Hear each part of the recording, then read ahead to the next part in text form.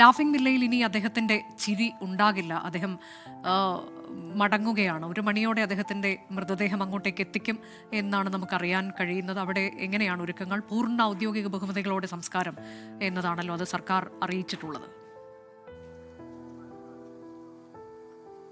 തീർച്ചയായും അനുജ, ഇപ്പോൾ ലാഫിംഗ് വില്ലയിൽ നിൽക്കുമ്പോൾ ചിരി മൗനമായി മാറുന്ന കാഴ്ചയാണ് കാണാൻ സാധിക്കുന്നത്. കാരണം ഇവിടെ എത്തിയിട്ടുള്ള ആളുകൾക്ക്, അദ്ദേഹത്തിൻ്റെ സുഹൃത്തുക്കളൊപ്പം തന്നെ നാട്ടുകാർ, അവർക്കൊക്കെ ഏത് നിമിഷവും കയറി വരാവുന്ന ഒരു വീട് കൂടിയായിരുന്നു ലാഫിംഗ് വില്ല. അവിടുത്തെ ആ ഒരു ചിരിയൊക്കെ മാറി ഇപ്പോൾ ദുഃഖം തളം കെട്ടി നിൽക്കുന്ന ഒരു അവസ്ഥയിലാണുള്ളത്. ഇപ്പോൾ ദൃശ്യങ്ങളിൽ പ്രേക്ഷകർ കാണുന്നത് അദ്ദേഹത്തിന് അന്ത്യയാത്ര കൊള്ളാനുള്ള ആ സ്ഥലം ഒരുക്കുന്നതാണ്. അദ്ദേഹത്തിൻ്റെ ഈ ലാഫിംഗ് വില്ല എന്ന് പറയുന്നത് അദ്ദേഹം വർഷങ്ങളോളം എടുത്ത് പണിഞ്ഞ ഒരു വീടാണ്. വർഷങ്ങളെടുത്ത് പണിഞ്ഞൊരു വീടാണെന്ന് തന്നെ പറയേണ്ടിയിരിക്കുന്നു. കാരണം അദ്ദേഹത്തിന് ഐഡിയകൾ ഒരുപാടുണ്ട്. അദ്ദേഹം തന്നെ ഒരിക്കൽ പറയുകയുണ്ടായി, ഐഡിയ ഒരുപാടുള്ളവർ വീട് പണിയാൻ നിൽക്കരുത് എന്ന്. കാരണം ഐഡിയ വരുന്നതനുസരിച്ച് കയ്യിലെ കാശും തീരുമെന്ന്. ലാഫിംഗ് വില്ലയുടെ ഓരോ മുക്കും മൂലയും ശ്രദ്ധിച്ചാൽ തന്നെ മനസ്സിലാകും. അതിൽ നിർമ്മിച്ചിരിക്കുന്ന പല വസ്തുക്കൾ, അതിനെല്ലാം കഥയുണ്ട്.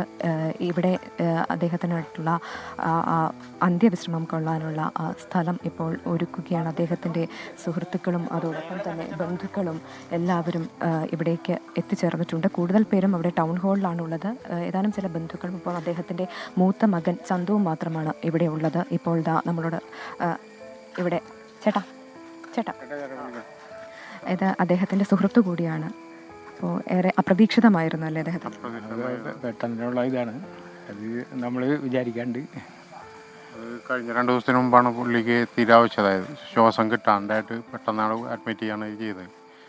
പിന്നെ ഞാനിവിടെ ഉള്ളപ്പോൾ വളരെ പെട്ടെന്ന് അസ്വസ്ഥനായത് പുള്ളി. പെട്ടെന്ന് സീരിയസ് ആയാണ് ചെയ്തത്. പിന്നെ ഹോസ്പിറ്റലിൽ അപ്പം തന്നെ കൊണ്ടുപോയി. മകനുണ്ടായിരുന്നു ആരോമിൽ. പുള്ളി അപ്പം തന്നെ ഹോസ്പിറ്റലിൽ കൊണ്ടുപോയി.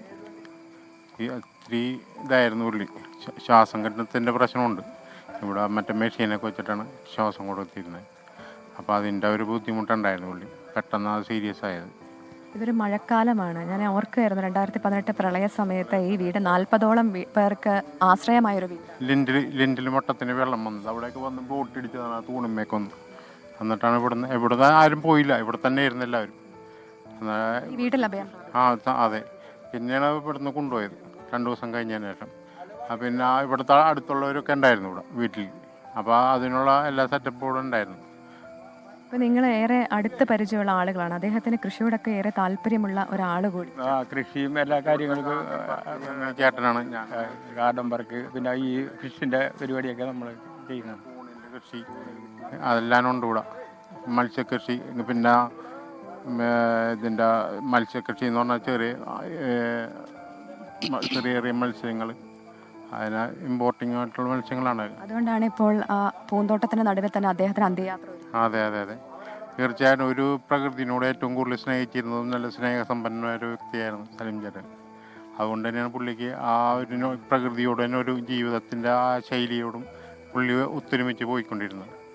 അതെ, ഇപ്പോൾ ഇദ്ദേഹം സൂചിപ്പിച്ചതുപോലെ തന്നെ എപ്പോഴും കൃഷിക്ക് വേണ്ടി സമയം കണ്ടെത്തിയിരുന്ന ഒരാൾ കൂടിയായിരുന്നു അദ്ദേഹം. പ്രകൃതിയോട് ഇണങ്ങിച്ചേർന്ന് ജീവിക്കാൻ ഏറെ താല്പര്യപ്പെട്ടിരുന്ന ഒരാൾ കൂടിയായിരുന്നു സലിം കുമാർ എന്ന് പ്രത്യേകം പറയേണ്ടതുണ്ട്. കൃഷി ചെയ്ത് ആർക്കും ടാറ്റയോ ബിർളയോ അംബാനിയോ ഒന്നും ആകാൻ സാധിക്കില്ല എന്ന് പറഞ്ഞിട്ടുള്ള സലിം കുമാർ പക്ഷേ പറഞ്ഞിട്ടുണ്ട്, സംതൃപ്തിയുടെ കാര്യത്തിൽ കൃഷി നമ്മെ കോടീശ്വരനാക്കും എന്നാണ് അദ്ദേഹം പറഞ്ഞിട്ടുള്ളത്. അത്രയധികം കൃഷിയോട് ഇഷ്ടമുള്ള ഒരാൾ കൂടിയായിരുന്നു അദ്ദേഹം. പ്രകൃതി സ്നേഹിയായിരുന്നു.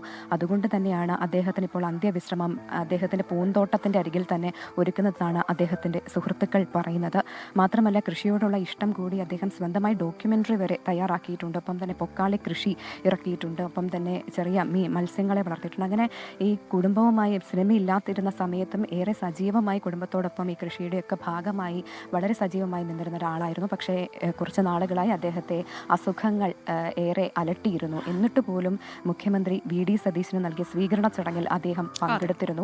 അദ്ദേഹത്തിന്റെ സുഹൃത്തുക്കൾ എന്ന് പറയുന്നത് ഇപ്പോൾ അതാണ്. അദ്ദേഹത്തെ നമ്മൾ അവസാനമായി കണ്ടതും ആ വേദിയിൽ വെച്ചാണ്. ഒടുവിൽ ലാഫിംഗ് വില്ലയിലേക്ക് 1 മണിയോടെ അദ്ദേഹം മടങ്ങിയെത്തും. അത് അവസാന യാത്രയാണ്. തൻ്റെ വസതിയിലേക്കുള്ള, തൻ്റെ പ്രിയപ്പെട്ട ലാഫിംഗ് വില്ലയിലേക്കുള്ള അവസാന മടക്കമാണ്. അവിടെ നിന്ന് എങ്ങനെയാണ് സംസ്കാരത്തിനുള്ള ഒരുക്കങ്ങൾ എന്നതിൻ്റെ വിവരങ്ങളാണ് പ്രവിത ലക്ഷ്മി നൽകിയത്.